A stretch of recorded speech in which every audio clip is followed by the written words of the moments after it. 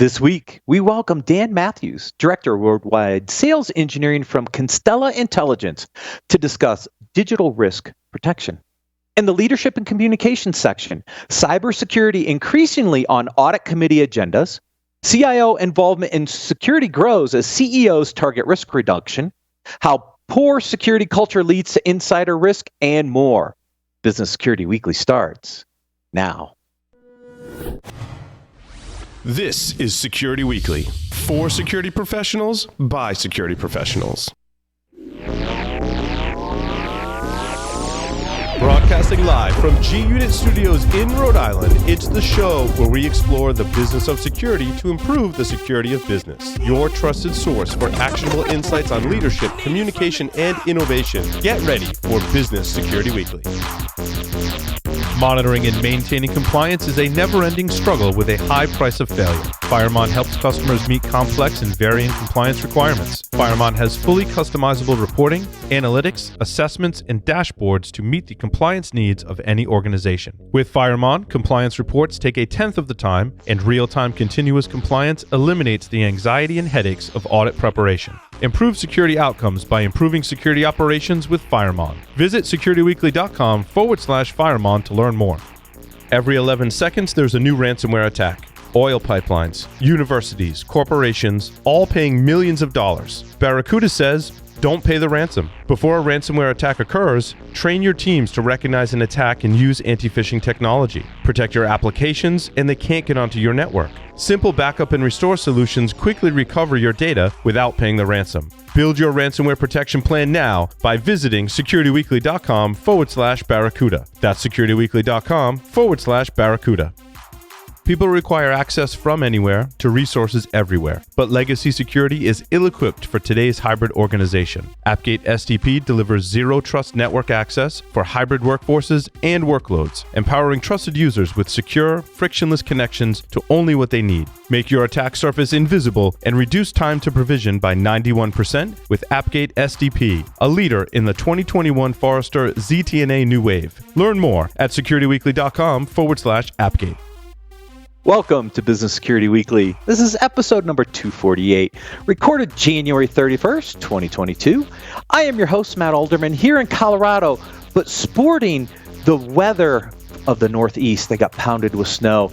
Joining me remotely is my co-host, Mr. Jason Albuquerque, who had, 19 inches of snow, Jason? Yeah, pretty darn close, Matt. It's snowy here in New England, but let me tell you, we had quite a football weekend to be sitting inside and watch some really, really good games. So, I'm super excited. We have Smoking Joe Burrow, right? He's going out there. The other hobby of some of us Security Weekly folks is smoking cigars. And if you know anything about Joe Burrow, he's a cigar aficionado himself. So I'm going Bengals, baby. I'm going Bengals. So am I. I'm an Ohio kid, right? So born and raised, I still root for the Browns, even though they stink. But my second alternative is I got to root for Cincinnati. It's an Ohio team, so right. Got to go. Right. So that's what my son were rooting for over the weekend. We got our wish, so to the Super Bowl, baby. And joining me this week, filling in for Ben Carr, who happens to be in Boise, is Mr. Lee Neely. Oh, wait a minute here. Do I need to go down and knock on his door to see what's going on? No. I'm glad. So. Thanks for asking for help. Glad I could step in. Yeah, I requested you on purposely because we're going to talk zero trust in the federal space is one of the articles, and I wanted your thoughts on this because we've talked about this before. So I'm glad you could fill in for Ben today. Do you have a specific guest or topic that you want us to cover on one of the shows? Submit your suggestions for guests by visiting securityweekly.com/guests and completing the form. We review suggestions monthly and we'll reach out to you once reviewed. Also, join us February 16th to learn about validation techniques within applications. Then join us on March 2nd to learn 5 things you can do to catch more bad guys. To register for these webcasts, please visit securityweekly.com/webcasts. And don't forget to check out our library of on-demand webcasts and technical trainings at securityweekly.com/on-demand. This segment is sponsored by Constella Intelligence. To learn more, please visit securityweekly.com/Constella. Dan Mathews brings over 20 years experience in the security industry to his role as Director, Worldwide Sales Engineering at Constella Intelligence. He has served in various technical, marketing, and advisory capacity roles at former companies including UUNet, MCI, Verizon, CyberTrust, and SecureWorks. Most recently, Dan led the global sales engineering team at Lastline for 5 years through a successful acquisition by VMware. Dan, welcome to Business Security Weekly. Hey, Matt. Thanks for having me today. Appreciate it. Yes, thanks for joining us. We're going to talk about digital risk protection. And I think what I want to start with is, when I hear the term digital risk protection, the first thing that might pop to mind is third-party risk, attack surface monitoring. So let's start with, what do we mean by digital risk protection first? Yeah, so third-party risk and digital risk, or the attack surface monitoring, is really about assets you have control over, where digital risk protection is about assets that may not be directly controlled by you. Or your employees have gone out and signed up for an account at some site. Maybe it's related to work, maybe it's not related to work. Or data aggregators have gone out and bought your data from data brokers or found it on the surface web and kind of mined that data together to build profiles on your executives, on your employees. And that data can be used against you as readily as your Amazon S3 buckets. Right. So what I think is interesting about this segment is we're going to talk more about the people side of this, right? Like your executives, your employees, even potentially some of your organizational data that's sitting out in places that you don't really have control over, unlike third-party assets or even your cloud and external assets. I mean, this is a whole new class of threats and assets that have to be managed. Absolutely correct. And again, it's kind of the outside the firewall. And firewall is probably the wrong way to say it, because firewalls aren't really a thing anymore with everybody working from everywhere anymore. But really, it's, if you think of an administrative boundary where you own and have administrative control of data, irrespective of the location of that data. But the DRPS space is largely built on data that you have no control over. So it's completely in the third party. Does that make sense? Yeah. So let's walk through maybe a couple use cases. Social media accounts, right? My employees might have a social media account. My company might have a social media account as well. It's possible to leverage those accounts to impersonate someone or something and potentially use data that they collect to launch an attack. So that's one scenario. What are some of the other ones? Yeah, so impersonation is a huge one. Think in terms of like somebody representing, hey, I'm the HR person from your organization, and please send resumes to me, or I'll do some correspondence with you, and use that as a springboard for phishing, account takeover, malware, ransomware. There's lots of ways in the impersonation angle. Further down the chain, the biggest one we talk about most frequently, and it feels like it's played out in our space, is the ransomware space, where if you roll back to several of recent massive ransomware incidents, which have caused massive shutdown of infrastructure, can all be attributed back to a data breach from a third party. I think the 3.2 billion, the COM list, there was a big breach data set that got re-released. It was merging together multiple data sets back in the spring of 21. A couple of pretty large ransomware outbreaks were because a breach of a third-party site ended up causing the account credentials for a account that were still live, still valid, and still usable to authenticate to a VPN. So the bad guys, found the account name linked back to the company, a short step to link the company to where its VPN concentrator is. And then, they're an authenticated user on the network, and Bob's your uncle, as they say. So if you don't control these systems, how do you protect against these types of attacks? Like, what do you have to do to monitor and protect those profiles if you don't have control of the systems where that data is being used?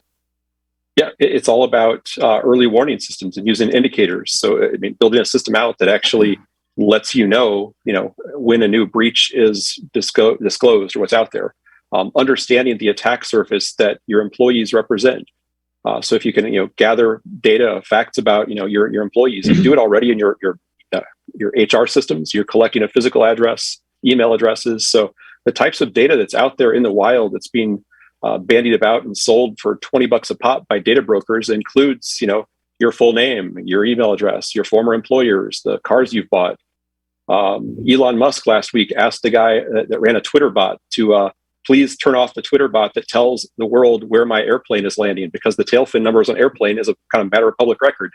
And there's FAA databases which show where planes are taking off and landing all the time. So there's a lot of data out there in the wild that either you can't control, or if you can control it, you don't know how. And it's really building a system to actually break your employees down into their underlying attributes. I am Dan Mathews. I have a physical address. I have former physical addresses. I own a number of automobiles. I have bank accounts. I have all these things, this digital detritus, this jet stream that sits behind me, it is a liability, and all data is toxic over time. So controlling that jet stream and reducing that jet stream, or at least understanding that jet stream, helps the companies have gain an upper hand on, hey, a new data breach happened. Dan has an account at that site, or we saw Dan's data in that site. Let's do a precautionary reset of all Dan's passwords. Let's go ahead and reset authentication tokens. Let's audit his access logs for internet-facing services to stay one step ahead rather than 3 steps behind bad things. Yeah, I mean, to have this kind of information at hand is incredible, right? I mean, looking at it from employee and executive protection, from from fraud protection, from protecting the brand of your organization, and to have it in a platform gives you a level of economies of scale that I think is incredibly beneficial to an organization. Now, some organizations, I've had my team do it, ourselves. It's a manual process with multiple tools or scripts or things going out there, trying to gather as much threat intelligence as we can to protect the company and protect the employees, and especially the executives. But it's a manual task to be able to have a comprehensive system and platform that's going to bubble up the most important information to the top so we can be proactive has huge benefits, because having those siloed methods, it's not an efficient or effective process for security teams these days. So, having that platform approach is incredible. And NIST has specified continuous monitoring for a long time, bestowing the virtues of inside the network continuous monitoring. So if you can break down your things about your brand, the attributes about your people, attributes about your brand, attributes about your supply chain, attributes about your locations, and just continually monitor that. So set up a continuous monitoring feed for that. It's a systems problem, and you can do scale out monitoring of that. The hard part, I guess the easy part is kind of connecting the surface web.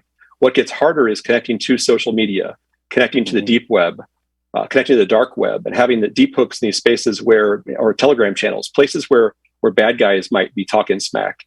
So that's the harder piece. But yeah, absolutely. Scale out model to monitor, break down your business data into attributes, and then do continuous monitoring of those attributes wherever you can.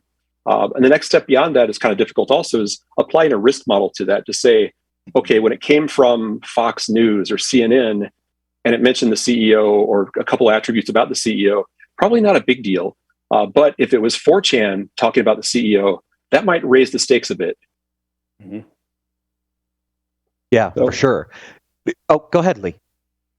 I was wondering, I mean, it sounds like it's not just going out there and skimming the different sources out there. You're also, as a company, I'm going to be preceding with some information that I care about as well. And is there a ranking then as well of what's what I provide versus what you've gathered, or does it all kind of go in the pot together? Well, the attributes are the attributes. So, I mean, there's only so many things that make up the composite of Dan. And there's certain things we're not really actively collecting right now. So if I encounter Dan Mathews and, we know that Dan's a U.S. citizen because he has a U.S. address or U.S. locale, so if I find a a numeric value in adjacent within an adjacency of that name that looks like a social, so 3, 2, 4, that might, score higher because, hey, that's suddenly a piece of possible sensitive information alongside attributes that are generally benign and out there in the wild. Did that answer your question? Yeah, it kind of did, because I'm thinking about all the aspects of getting all that information to have it. I mean, I'm assuming the company's providing information to make things more relevant and also be a more authoritative source. Any trouble getting people saying, "Hey, that's you. I don't want to add to that that's already out there," or that who's going to watch this and make sure nothing happens to it? Yeah, certainly. But again, the data is already out there, so we're encountering it. We're encountering it in the wild. But yeah, there is some natural caution about doing this. For the executive class, it's not generally a problem because they already are pretty out there. Like the rock star CEOs are out there, so giving up that information is not so challenging. Getting information about the third, fourth, fifth house of the executive might be a little more cumbersome. But the other interesting bit is the tool is self-learning. The platform does learn and push information back in the hands of the analysts and says, "Hey, this address looks like it might belong to your person. Do you want to add this to their profile?" So there is a self-learning nature over time as things happen, but certainly opting in. Minimally, we need an email address and a full name for an employee, and usually a work email address is something that the business can justify and say, "This is kind of our thing to manage."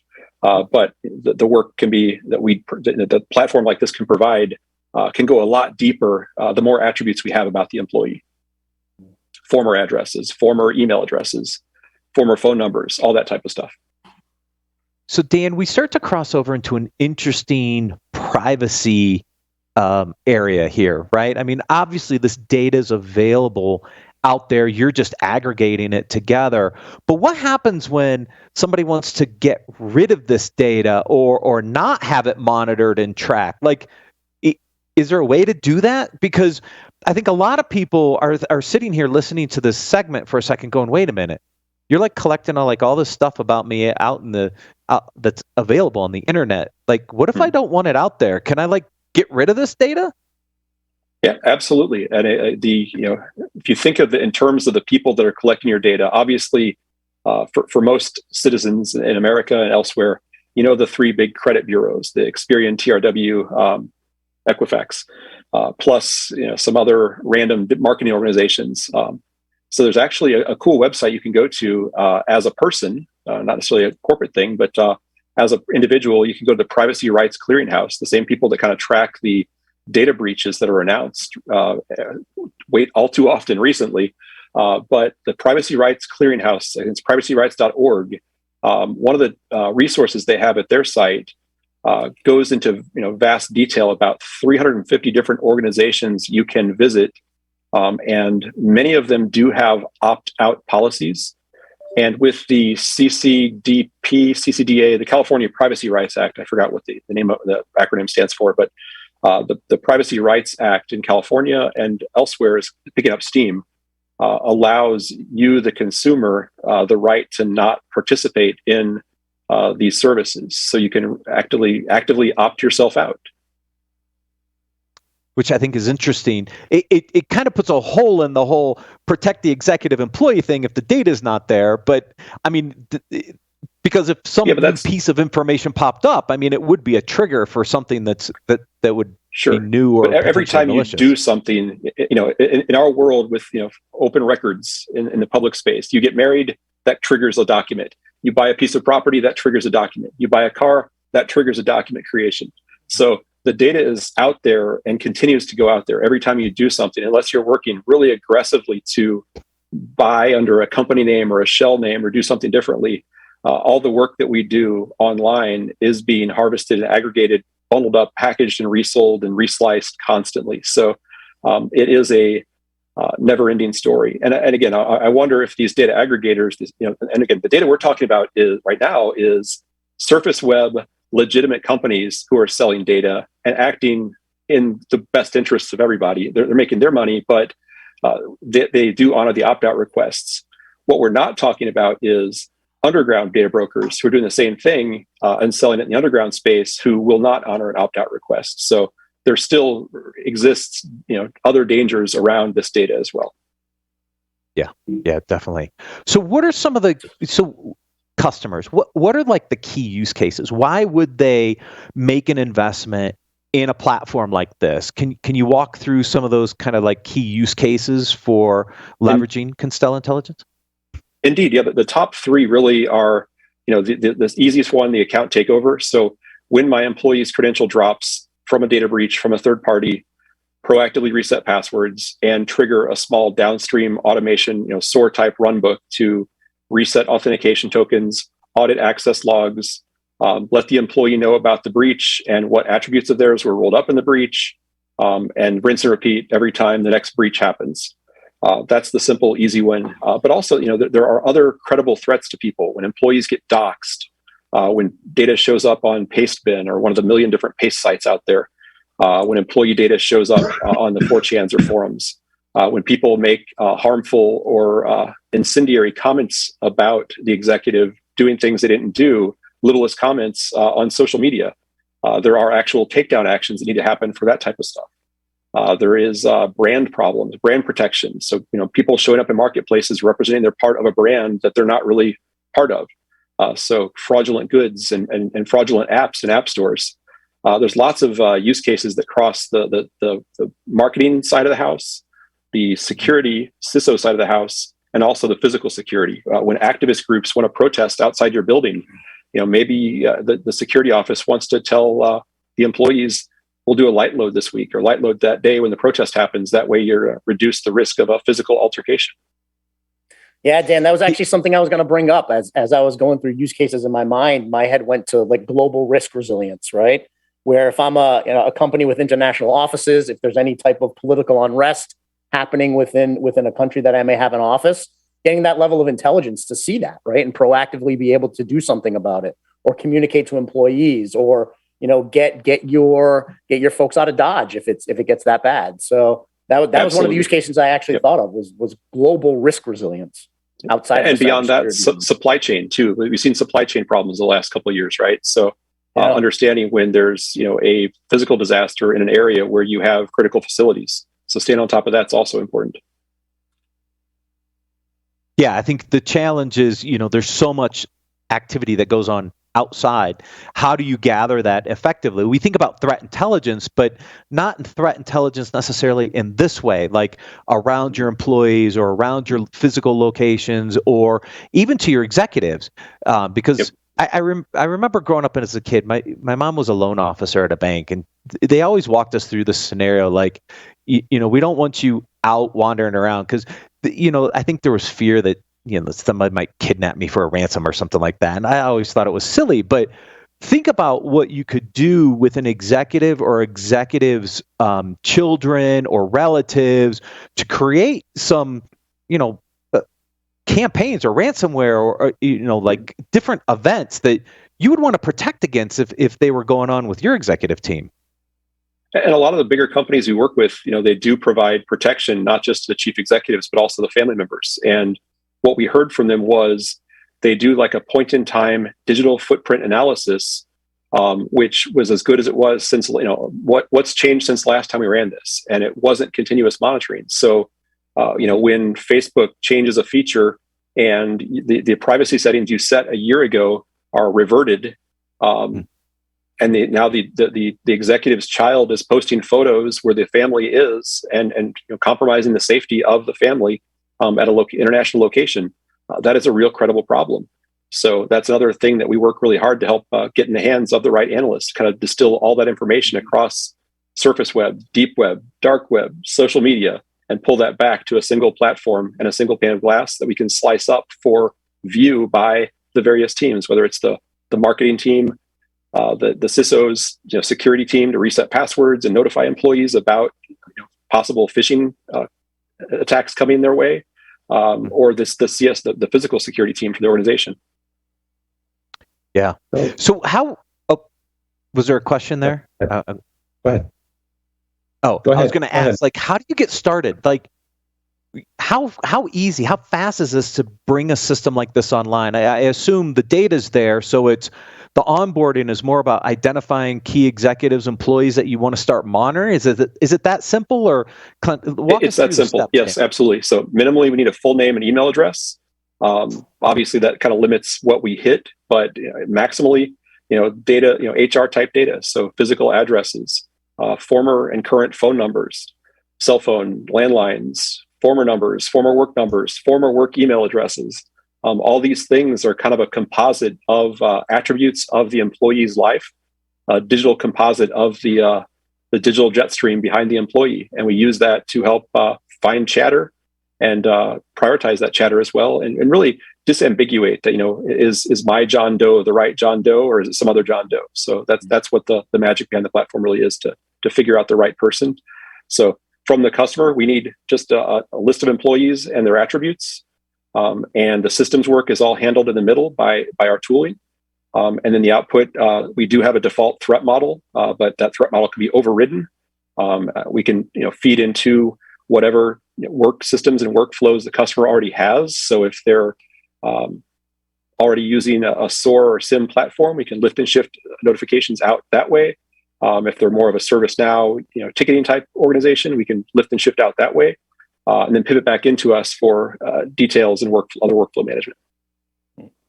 So what percentage of the work do you find the company can't insource the remediation of? I mean, reset all your passwords. Usually they can do that, but you're finding things that need to be like a posting takedown or something. Is that a separate service, or? Yeah, have you found the phone number for Facebook to call for help?